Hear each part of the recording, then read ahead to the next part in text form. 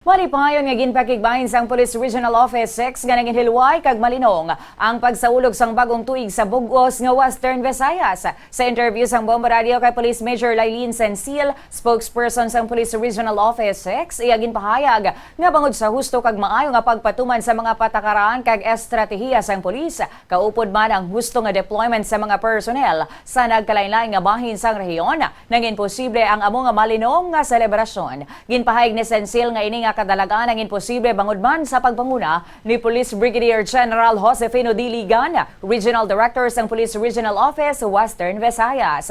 Nagpasalamat man ang pamunuan sang Police Regional Office 6 sa mga pumuluyo sa rehiyon bangod sa kooperasyon kag pagsunod sa mga pagsulundan nga dako nga bulig sa pagmentenar sang kalinong kag seguridad sa bugos nga Western Visayas sa holidays. Matawhay kag malinong nga ginsug-alaw kag ginselebrar sang mga pumuluyo sa bugos nga Western Visayas ang bagong tuig. Wala sang major incident kita nga na-record during New Year revelries.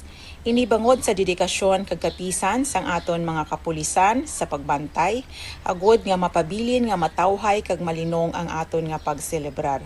Dugang man ang kooperasyon sang tagsa-tagsa kapumuluyo sa bilog nga Western Visayas. Kani ang Police Regional Office 6 sa pagpanguna sang aton Regional Director, Police Brigadier General Josefino D. Ligan, pasalamat gid sa tagsa-tagsa kapumuluyo sa ila kooperasyon responsable nga pagselebrar sang bagong tuig.